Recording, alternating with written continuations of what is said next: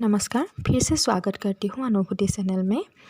आज हम पढ़ाने जा रहे हैं नागार्जुन की कविता बादल को घिरते देखा है। तो यहाँ पे बादलों के बारे में कहा गया है, यानी कि जो बर्फीले पहाड़ होती हैं जैसे कि हिमालय, तो उसमें बादल की कैसी सौंदर्यता है या हिमालय की कैसी सौंदर्यता है उसी का वर्णन किया गया है। तो यहाँ कहा गया है कि अमल धमल गिरी के शिखरों पर बादल को घिरते देखा है। अमल यानी कि स्वच्छ, जहाँ स्वच्छ हिमालय में हिमालय और पर्वत में उसके चोटियों में सबसे ऊपर शिखर पे बादल को घेरते देखा है। ऐसा लगता है कि हिमालय में जो बादल है वो हिमालय के साथ मिलाप हो गया है उसका, और वो जो गिरी है यानी कि सफ़ेद गिरी है वो भी बादल जैसा लगता है। छोटे छोटे मोती जैसे अतिशय शीतल वारी कणों को मानसरोवर के उन स्वर्णिम कमलों पर गिरते देखा है। तो छोटे छोटे मोती जैसे लगता है, जो भी ओस की बूंदें गिरते हैं जैसे कि बर्फ़ गिरते हैं वो बहुत ही छोटे छोटे होते हैं और अतिशय शीतल होते हैं, यानी कि ठंडी होते हैं। बारी बारी के कण, एकदम छोटे छोटे कण जो है वो बारी बारी गिरता रहता है।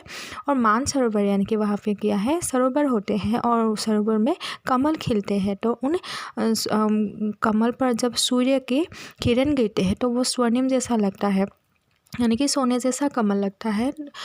और वहाँ पे उन बारी बारी कणों को, जो बर्फ़ के कण है उसे गिरते हुए कवि ने देखा है। टूंगे हिमालय के कंधों पर छोटी बड़ी कई झीलों के श्यामल शीतल अमल सलिल में समतल देशों से आकर पावस की उमस से आकुल टिकटा मधुर विष्णु खोजते हंस को तैरते देखा है। तो टूंगे हिमालय एकदम ऊपर शिखरों पर, वहाँ हिमालय के कंधों पर छोटे छोटे बहुत ज़्यादा झीलें हैं, वो बहुत ही श्यामल है, शीतल है और सुंदर है, सलिल है, समतल।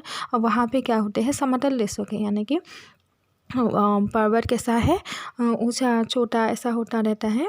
और समतल जो भी देश है वहाँ से उस सौंदर्यता को उपभोग करने के लिए हंस जो है तैरते हुए वहाँ जाते हैं और वहाँ की वो खो जाते हैं, और वहाँ की जो भी मानसरोवर की विष तंतु होते हैं उसे निकाल के वो खा जाते हैं। नेक्स्ट कहा है, एक दूसरे से टिक्ट हो अलग अलग रहकर ही जिनको सारी रात बितानी होती, निशाकाल के सिर अभिशापित बेबस उन सकवा सकवे का बंद हुआ क्रंदन फिर उनमें उस महान सरोवर के तीरे शैवालों की हरी डरी पर प्रणय कला चीरते देखा है। यानी कि यहाँ पे कहा गया है कि जो पक्षी होते हैं जैसे कि सकवा सकवई, वो लोग शापित है, वो दोनों पक्षी शापित है क्योंकि वो रात को कभी उनका मिलाप नहीं होते हैं। और फिर यहाँ पे कहा गया है कि एक दूसरे से वियुक्त होकर दोनों रात्रि में क्या होते हैं, एक दूसरे से विलग रहते हैं, वियुक्त होकर सारी रात बिता देती है। और निशाकाल जैसे कि रात्रि के सिर अभिशापित, यानी कि रात्रि को अलग रहने का उन्हें अभिशाप मिला था और उसी शाप के कारण वो रात्रि में मिल नहीं सकते सकवा सके। और जैसे ही सुबह हो जाते हैं तो उनका क्रंदन जो है, हाहाकार जो है वो फिर से बंद हो जाते हैं और दोनों आपस में मिल जाते हैं सुबह ही। और वहाँ के जो मानसरोवर है वहाँ पे वो दोनों प्रणय किया करने लगते हैं। वहाँ की जो सौंदर्यता है, जैसे कि मानसरोवर के शीतल जो घास जैसे है डरी जैसा फैला हुआ होता है, वहाँ पे दोनों बीज तंतु खोजते हुए खाते हैं। कहाँ गया धनपति कुबेर, वह कहाँ गई उसकी वह अलका, नहीं ठिकाना कालिदास के व्योम वाहिनी गंगा जल का, ढूंढा बहुत परंतु लगा क्या मेघदूत का पता कहीं पर, कौन बतावे यह यायावर बरस भरा होगा न यहीं पर, जाने दो वह कभी कल्पित था। तो हिमालय की वर्णना भी बहुत सारे कवियों ने बहुत ज़्यादा की है। फिर अभी कहा गया कि कहाँ गया धनपति कुबेर, वो धनपति कुबेर कहाँ गया है और कहाँ गई उसकी अलका, जो एक अप्सरा है वो कहाँ गई। और जो कालिदास ने लिखा था वो कालिदास अभी कहाँ गया है, जिसके बारे में कालिदास लिखा करता था, जिसकी कहानी लिखा करता था, उनकी व्योम वाहिनी गंगाजल कहाँ गया, यानी कि अभी वो धनपति कुबेर भी नहीं रहा है और उसकी अलकापुरी नहीं रही है, और कालिदास का भी अभी ठिकाना नहीं है, क्योंकि कालिदास क्या है, मेघों का वर्णन करता था, इतना सुंदर वर्णन करता था, लेकिन अभी वो नहीं है। ढूंढा बहुत परंतु लगा क्या, मेघदूत का पता कहीं पर, कौन बतावे, ये यायावर बरस पड़ा होगा ना यहीं पर। तो उसका पता अभी तक नहीं लगा है, क्योंकि ऐसा माना जाता है कि जो कालिदास है वो बहुत ही सुंदर रूप से अपनी रचनाएं लिख देते थे, लेकिन अभी वो यहाँ पे नहीं है।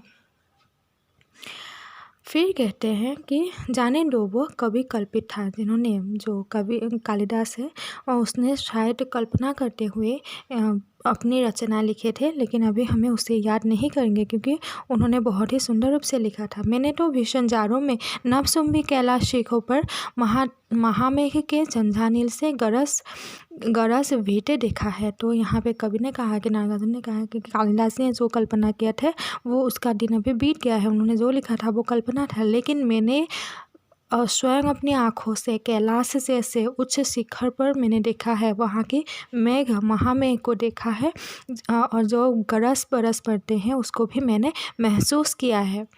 दुर्गम बर्फीली घाटी में 7,000 फुट ऊंचे शिखर पर अलख नाभि से उठने वाले अपने ही उन्मादक परिमल के छपर धाविर हो कर तरुण कस्तूरी मृग को अपने पर सिरते देखा है।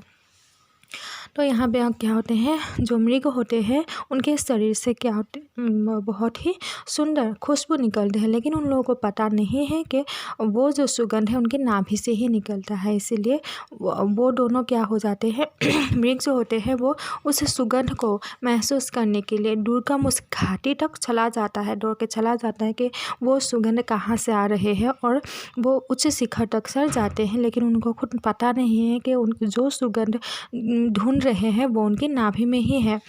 तो शत निर्जर निर्झरिणी कल मुखरित देवदारू कानन में शोणित धवल भोजपत्र से साई हुई कुटी के रंग बिरंगे और सुगंधित फूलों से कुंतक की सांझे। तो यहाँ पे कहा गया है कि शत निर्जर निकल, यहाँ पे क्या है, बहुत ज़्यादा 100 से भी ऊपर यहाँ झरना बहते हैं, और उनसे झरना के पास ही देवदारू का पेड़ है, और वहाँ की कानन यानी कि वन है, देवदारू का वन है, सोनित धवल भोजपत्र से छाई हुई कुटी के।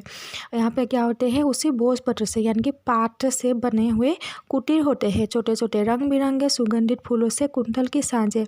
तो हम विभिन्न प्रकार के फूल है वहाँ पे, और इंद्रनील की माला डाले शंख सरीखे सुधन गले में, और जो भी वहाँ के लोग होते हैं वो माला पहनते रहते हैं फूलों के, कानों में कुबले लटकाए शतदल रक्त कमल वेणी में, और कानों में क्या है, फूलों के माला पहने हैं, और कमल को अपने बालों में लगा लेते हैं।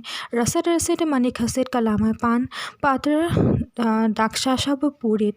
तो वह क्या करते हैं, पान यानी कि पान खा के अपने होठ को रंगीन कर देते हैं। रखे सामने अपने अपने लोहित चंदन की त्रिपदी पर नरम निदाग बाल कस्तूरी मेघ शालों पर पलथी मारे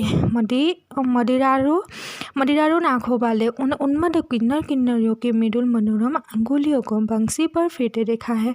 और जो वहाँ के किन्नरी होते हैं वो लोग क्या करते हैं, संदन का प्रलेप करते हैं, और कस्तूरी मृग के शाल को वो पहनते हैं, और पहन के मदिरा खा के वो लोग मस्त हो जाते हैं, और वो लोग नाचने लगते हैं अपने उसी धुन में वो लोग नाचते रहते हैं, और बहुत ही आनंदमय होते हैं, क्योंकि जो हिमालय है या बर्फीली जो भी घाटी है वो बहुत ही सुंदर है, और वहाँ के जो बादल है वो जो प्रकृति है सभी सुशोभित है, यानी कि बहुत ज़्यादा सुंदर है।